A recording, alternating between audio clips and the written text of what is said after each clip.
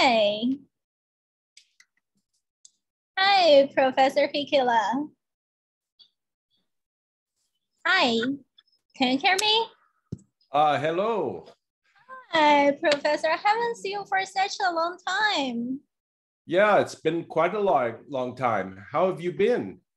I'm really good, thank you. And I have been an international news reporter at CCTV, Chinese media center. So when did you begin that? Because I know you were applying for PhD programs there for a little while, right?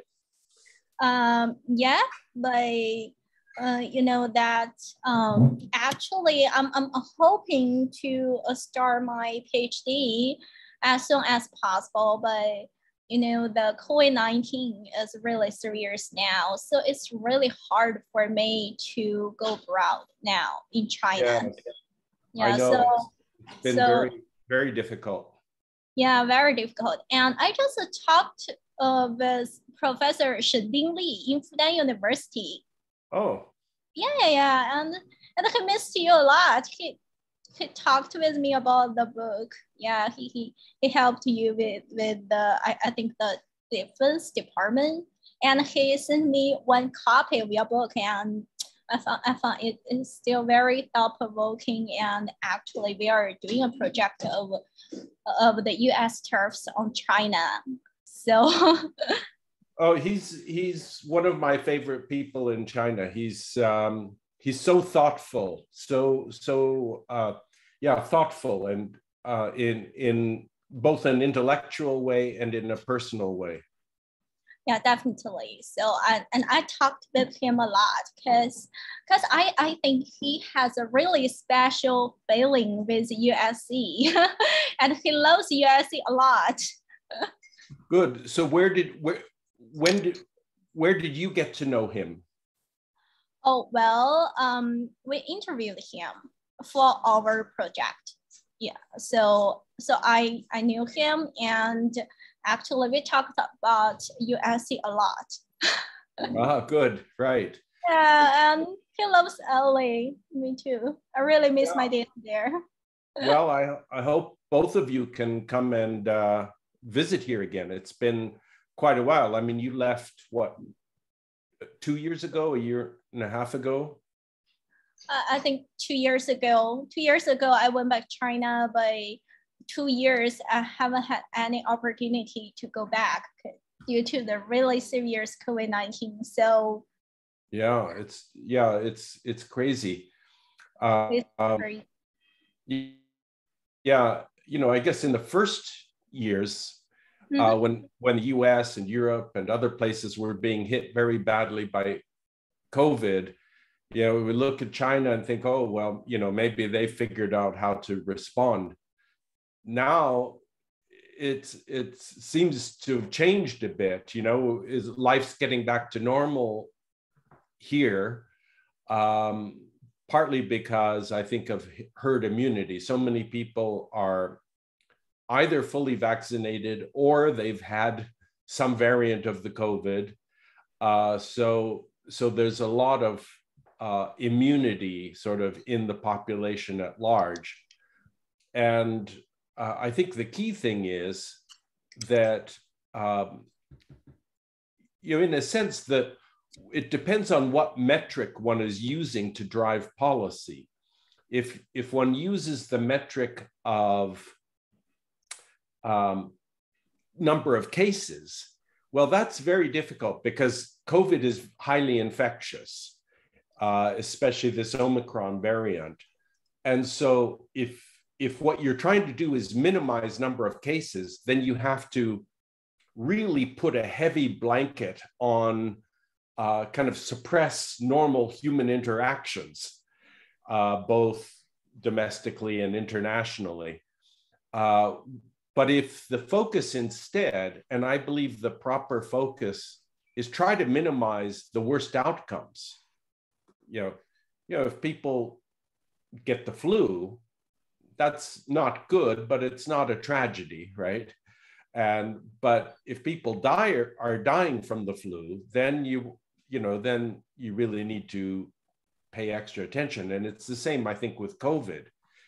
So now the number of cases of deaths are really, even though COVID is spreading quite a bit right now in the US, there's still quite a number of cases, new cases. The number of deaths is still remaining quite small. So in a sense, well, yes, I might get sick, I might not get sick, and I try to be careful, and I'm not wearing a mask for the interview because we're virtual.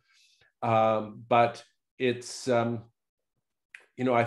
think now that downside is being minimized. And so increasingly life is getting back to normal, but I don't feel that that's happening yet in China. I think, it's not easy to go to visit China. It's not easy for people in China to come out and visit others. And that's having some negative effects, not related to COVID, but just in terms of isolation from each other, which I think is not healthy. Yeah, definitely. So that's why it's really difficult. I think it's increasingly difficult for us to go out, even to dine out, to just like to go to the restaurant. We are not so allowed to do that right now. And also, I think we can't imagine that when will I be able to just go abroad, go back to LA? Right. I mean, when can you just get on a plane, go to Japan, go to Singapore, go to US, go to Europe? Because 3 years ago, Chinese were all over the world, right? No matter where you go in the world, they're Chinese. Now it's as though Chinese have disappeared. They've all, like a turtle withdrawing its head back into its shell, right? Yeah, so maybe China has a really large population, so I think they need kind of isolation, maybe, but I don't know, because I am in China now. Right. So you're in Beijing or in Shanghai? I'm in Beijing. Mm-hmm. Yeah. So very nice. And now this is very late for you, I hope. But you suggested the time. Normally, I wouldn't suggest a time like this, out of consideration for my friends in China. I'm thinking, oh, that's too late. But I guess you're a late person, right?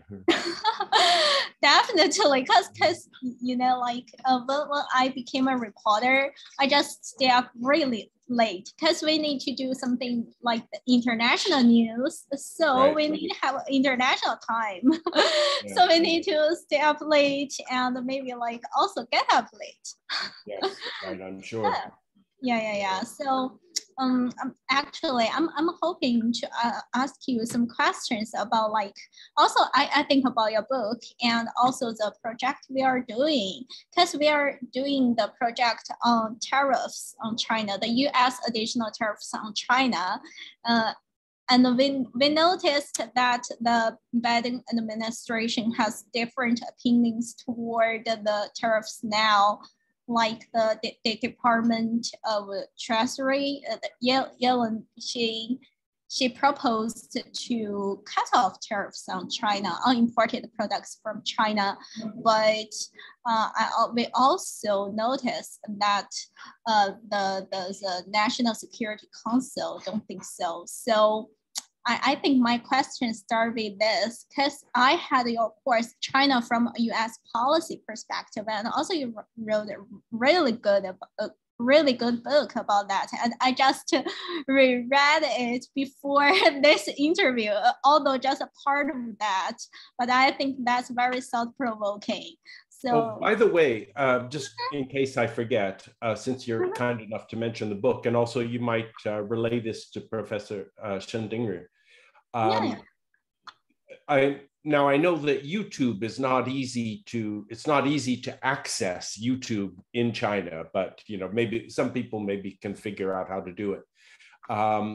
So I recorded and I posted on YouTube a set of kind of usually about 20-minute presentations, 20, 25-minute presentations for each chapter in the book. Mm-hmm. So kind of short lectures in a way, based on those. So you might, if you might look for that. If you have trouble, I can at least send you the link.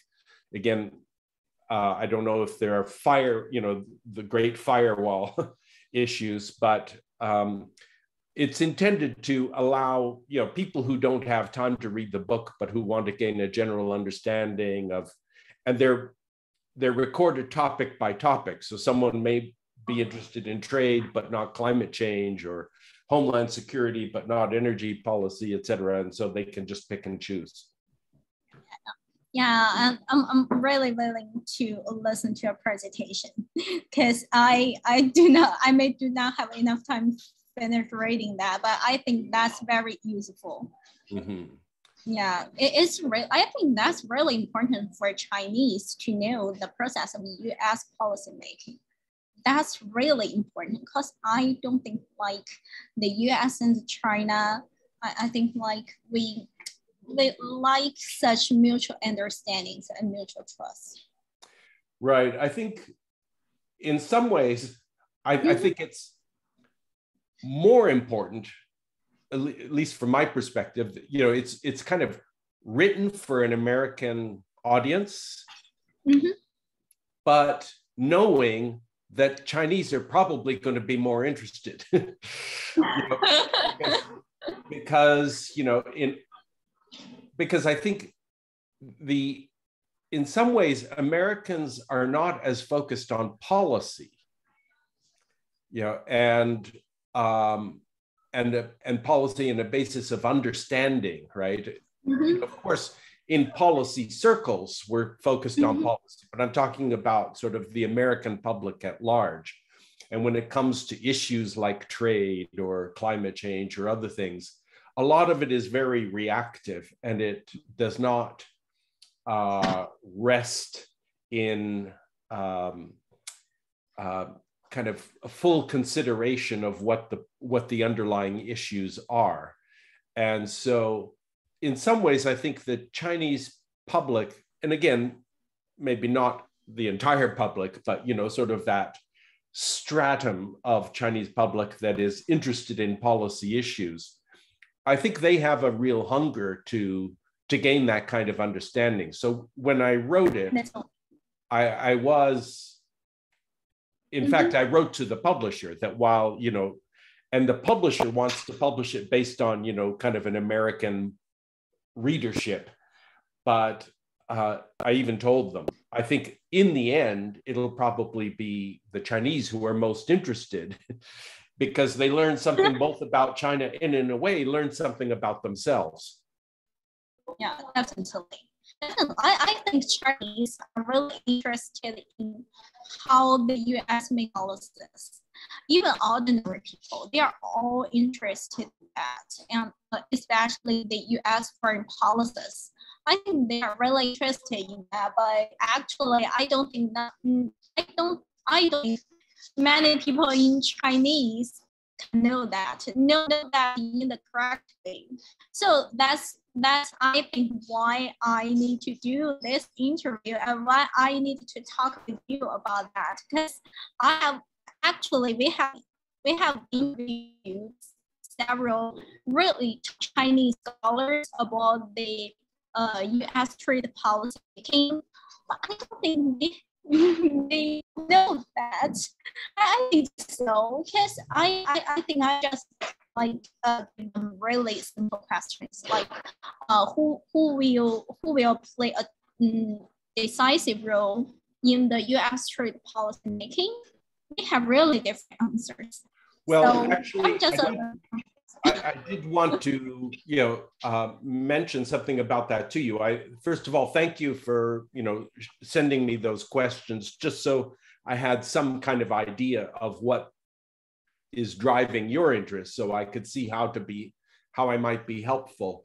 But the truth is, when I read your questions, I thought, well, I'm not so sure I can be very helpful to you, because the questions that you wrote are really more about sort of the politics of trade and about the the administration of trade policy. Whereas I think you understand, my book is not about the politics of trade policy, of trade. In fact, I'm trying to take the politics out and put the policy in, right? There's a very important difference between politics and policy, right? I mean, they're of course closely related, but and so both the politics and then the administration, like, well, which person in this administration has what view, and what council or what department is fighting this one or that one. Those are important questions, but those aren't the kinds of questions that I pursue, right? There are many other people who are looking at the politics of things, right? If you get onto the US, if you watch US news programs, you know, here Sunday morning is a big day for news programs, you know, and they have all kinds of interviews, and they're interviewing the, you know, the deputy secretary of commerce for this, and they're interviewing, you know, the director of this office for that, and they're interviewing this, you know, political elected representative there. So a lot of discussion about who's doing what and what's going to happen next. That's on the news every day, every week. And so in my book, I make it clear my focus instead is not on what's today's news, because with a book, you cannot compete against today's newspaper or today's, you know, news program, or, you know, whether it's CCTV or NBC, right? A book cannot maintain that kind of currency, right? So for a book to have value, to have enduring value, it needs to take a deeper view of what the topic is, right? And so for that reason, I don't feel that I'm particularly well informed about the kinds of questions that you were asking, you know, about, you know, what does Yellen say and what does this person say and who's really controlling what. Those are important, but they're not what I focus on at all. So I don't really know, and I won't say I don't care, because, as I say, those are important questions, but they're not important for me to know in order for me to do my job. So I just, you know, well, whoever's out there doing whatever they're doing, I'll let them do it. Meanwhile, I'm going to focus on what the policy issues are. So if you have questions relating to some of the policy issues, I might be able to help you. Otherwise, you know, I'm probably not very useful for you.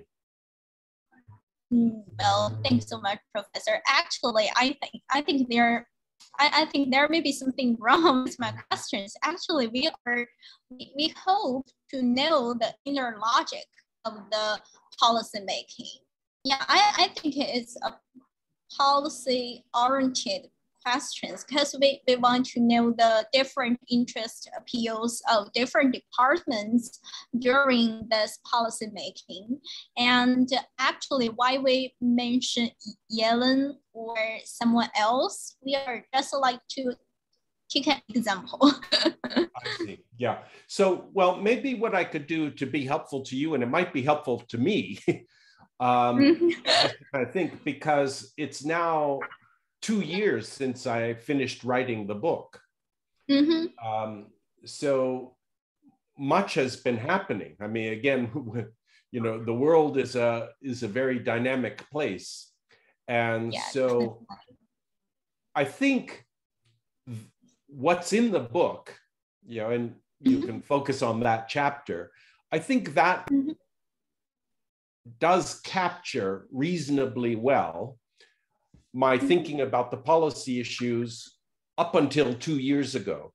So one question you might ask, or one might ask, is, well, in the most recent 2 years, what has changed, if anything, right? I mean, is one interesting question for me is, if I were to write that chapter now, would it be different in any way from what I finished writing 2 years ago? And I think that question, I think the answer is yes, that there would be some things that are different, because I think there have been some fundamental changes that were already in place. You know, there's some real underlying tensions, because I think I guess what I would say is that the geopolitical dimensions of trade have become much more important in recent years, right? It was always there, right? So even though trade is in my trade policy chapter is in the economics section, right? And then I've got a kind of sustainability section, and then I have a geopolitical section. But if you look at the last chapter in the book, chapter 11, I have a little diagram that kind of shows how these different chapters link to each other. And one of the things that becomes clear there is that trade, although it's kind of, it is clearly in an economic, starting point, right? Trade is about economic activity, but the geopolitical dimensions of it, because it is it's one of the few topic areas that's intrinsically interactive with the world outside the United States. And of course, in particular with China, right? Because trade between the US and China has been so large, and it's so important in such different ways, although in different ways, to both China and to the US. But now, because of other things that are happening geopolitically, more and more of the way we think about trade policy is being, I think, filtered through a geopolitical lens, right? We're putting on our geopolitical lens to think about the importance of trade and things like tariffs. Your question about tariffs, just as one example, right? There are really these questions about what are the geopolitical implications of tariffs or other kinds of trade policies. And as we seem to be entering, unfortunately for both sides, we seem to be entering an era of increasing geopolitical tension, then I think these questions about trade are going to be, there's going to be an economic dimension to how we address trade issues here in the US, but more and more geopolitically, and in particular with respect to things like, and of course, this has been compounded by COVID.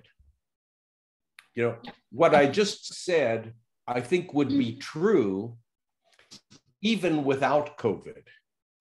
But with COVID, it's magnified the sort of importance of that geopolitical element, because as you'll see, the when I talk about COVID in the book, and of course, I was almost finishing the book just as COVID was arising. So it was, it was crazy trying to write this book. I'm trying to get the book published. I want to finish it. And while I'm finishing it, Trump was still president, and there's trade war going on, and there's COVID coming in, and there's all kinds of crazy things going on in the world. And I just wanted to tell the world, please stop, please stand still so I can finish my book. Because every time I finish a chapter, the world changes, and I'm thinking, oh no. But you'll see that COVID, I talk about pandemics, and I'm actually proud of the fact that I wrote about pandemics in chapter 8 before COVID came. Chapter 8 already had COVID. So when you were a student in my class, we talked about things like pandemics and other kinds of homeland security issues. So COVID is actually under homeland security. And so COVID itself has a geopolitical side to it. But even if we think of COVID only in terms of public health, right? Likewise, just if we think of trade only in terms of economics, but if we think of COVID only in terms of public health, even so, it has geopolitical implications, because what we're seeing right now, as we just discussed, I can't come and visit my friends in China right now. You can't come and visit your friends in Los Angeles right now, except, with great difficulty, right? It's just, it's separated us. It's isolated us from each other, which is, as I said at the outset, is very unhealthy. And so what's happening now is that in the last 2 years, what we've seen, COVID has underlined the importance of supply chains. And so many people in the United States, elsewhere around the world, are beginning to rethink about the security dimensions of global supply chains. This has been maybe an important, maybe unwelcome, but nonetheless important lesson to everybody, that if we, at some point, every country, every sovereign country wants to be able to assure itself of economic security, of security in other dimensions. And if our economies depend on global trade supply chains, and if those supply chains are vulnerable even to things like COVID, which, unanticipated, unexpected, although in hindsight, we should expect that sometimes there will be pandemics, right? But it's emphasized that kind of importance of ultimately every sovereign country being able to assure itself that its supply chains are robust and reliable. And many people now are worried that so many people in the United States thinking that, and policymakers thinking that, having our supply chain so vulnerable to whatever misfortune might fall upon them, whatever disruption, whether it's intentional or not intentional, then we see right now getting grain out of Ukraine into countries like in Africa, for example, which are very vulnerable to disruptions in these kinds of trade flows. So a lot of countries are going to rethink that. And so that's going to really have an impact on trade. also the fact that there's a growing sense of kind of tension, military tension around the world. We see it, of course, most obviously in Russia's invasion of Ukraine, a full-out, war, declared war. They were not calling it a war, but it is a war, right, on Ukraine. And that's having that, of course, is increasing military tension everywhere. And it's no secret that in the western part of the Pacific, right, that those underlying tensions, military tensions, political tensions, and they each tend to exacerbate each other, right? If there's more political tension, that feeds the military tension. If there's more military tension, that feeds economic tension. If there's economic tension, that feeds political tension. And it's all, so right now we have a kind of a slowly but steadily downward sort of vicious cycle where tension begets tension. And so all of these things are interlinked. And so issues like tariffs, we could sit down and do an economic analysis of tariffs and which senator likes tariffs and from which state and why, and what industries are in that state, and how is the state of Michigan going to be impacted by tariffs going higher or lower. Those are important questions, and I do address some of those questions in the book. But right now, I think the thing that's happened in the last 2 years is that those important questions are being now overridden by even more important questions, more serious questions having to do about economic security, health security, military security, homeland security around the globe.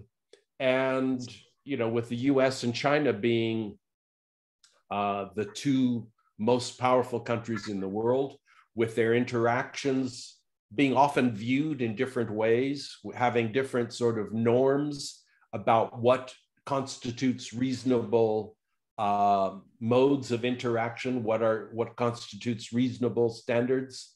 And one could argue one side or one could argue the other side, but from sort of a perspective, I'll call it a detached perspective, but not uninterested perspective, but from a detached perspective, what we see is a kind of, as I say, a kind of vicious cycle. It's not spiraling terribly quickly, but it's moving in the wrong direction. And I don't see much in the way of either side doing much to turn it around. And that's a problem.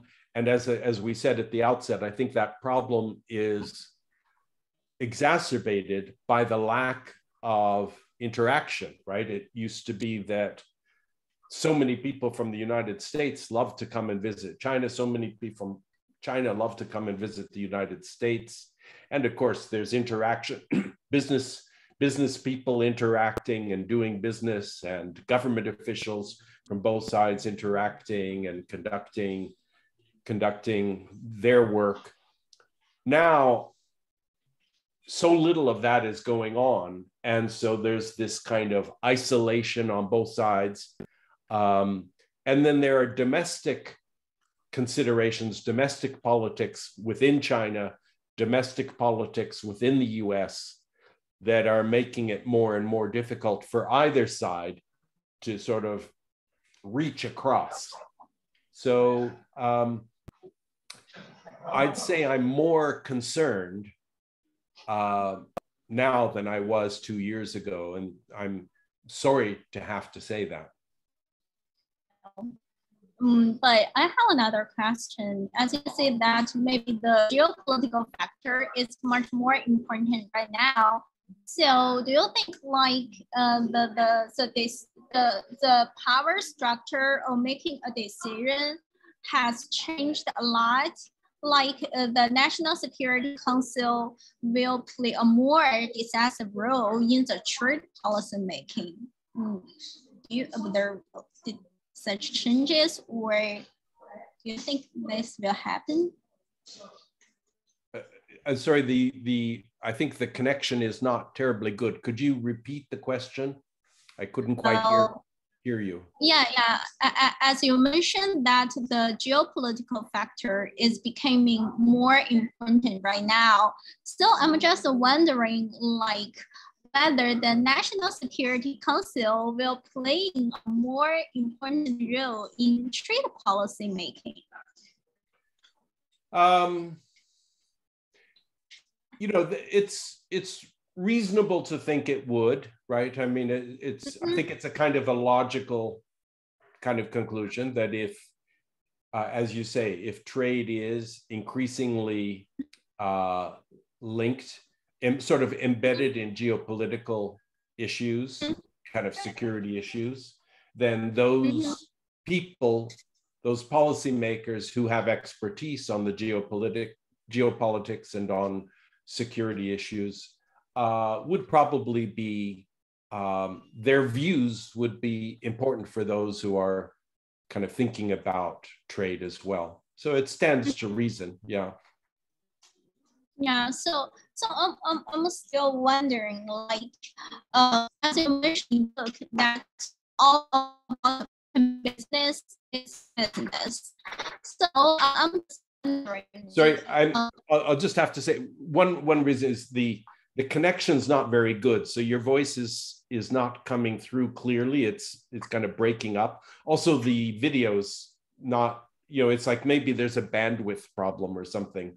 I don't know if it's on my end or your end or somewhere, but partly for that reason, but also because I think my time is up. So yeah. So we another to my question, because I think you are too, because my questions are so clear right now. Is it possible for me to questions? Yeah, again, it's hard for me to hear you because the connection is bad. But if you want to write me an email and, you know, maybe ask some questions. Could I write an email later? Sure. And, you know, I'll and then I'll judge and see whether I think I might be able to be helpful. But you can be helpful to me by please conveying my very warm regards to Professor Ding Xiangri.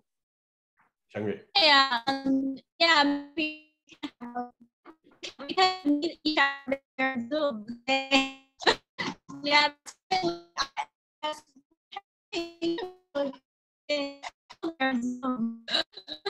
Sorry, the connection here now is very bad. I can scarcely hear you, and your image is frozen. So I'll say nice to talk to you again. Great to see you after 2 years, and hope it won't be 2 years before we see each other next time. 再见。